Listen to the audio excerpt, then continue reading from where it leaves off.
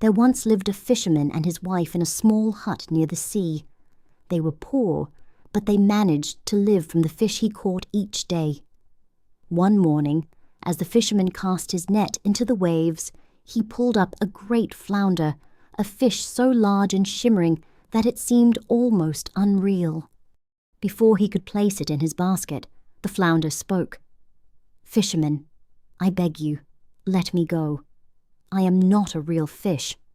I am an enchanted prince. Spare my life and cast me back into the sea." The fisherman was so frightened that he dropped the fish at once. "No need to say more," he said. "If you can speak like a human, I will gladly let you go." He placed the flounder gently back into the water and watched it swim away.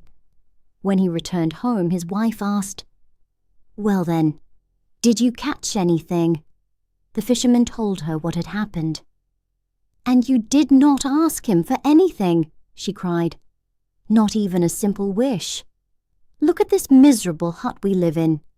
Go back and ask the fish for a little cottage." The fisherman did not like the idea, but he went back to the shore.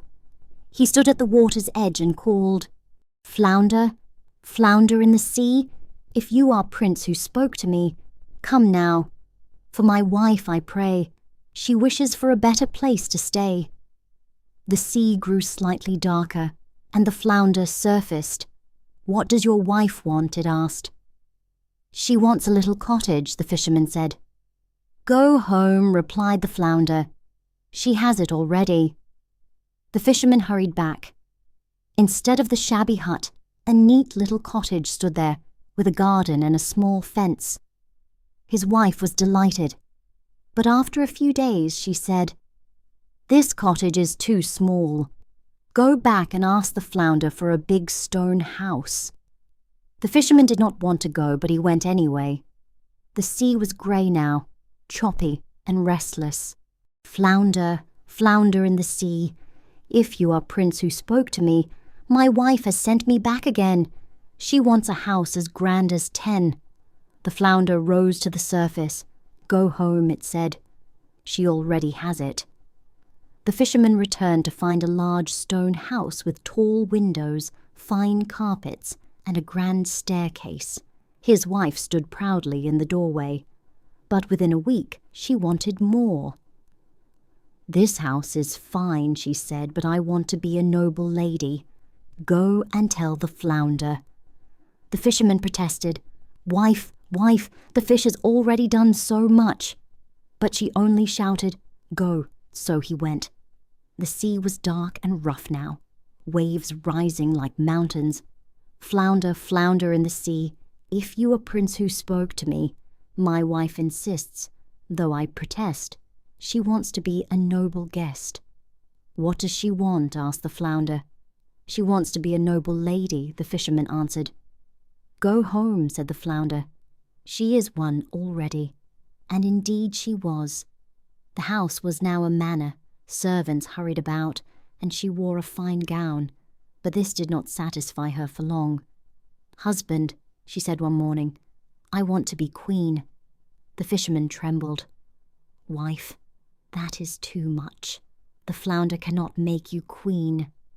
"Nonsense, go at once." He returned unwillingly. The sea was black and storming, lightning flashing over the waves.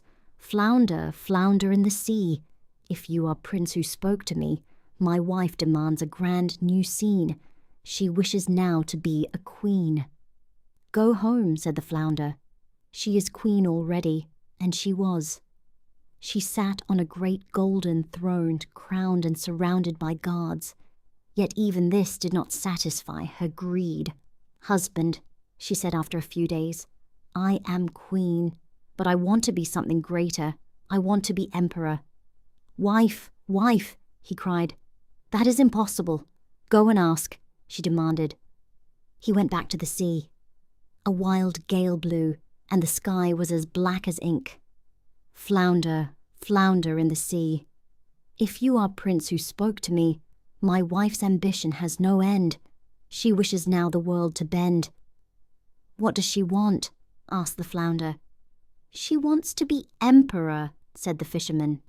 "Go home," said the flounder. "She is emperor already." And so she was. She ruled with iron command, but even that was not enough.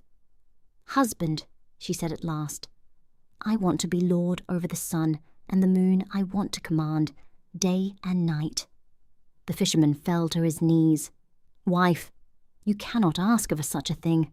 That is madness." But she screamed, "Go, I will have it." Shaking with fear, he returned to the sea. The wind roared, thunder cracked, and the waves rose higher than houses. "Flounder, flounder in the sea, if you are prince who spoke to me, my wife's desire has reached the sky. She wants the sun and moon to heed her cry." "What does she want?" asked the flounder. "She wants to be lord over the sun and the moon," said the fisherman. "Go home," said the flounder. "She is sitting in her old hut again." And indeed, she was. All the splendor was gone, the palace vanished, the throne disappeared. The fisherman and his wife once more lived in their poor little hut, and there they remain to this day.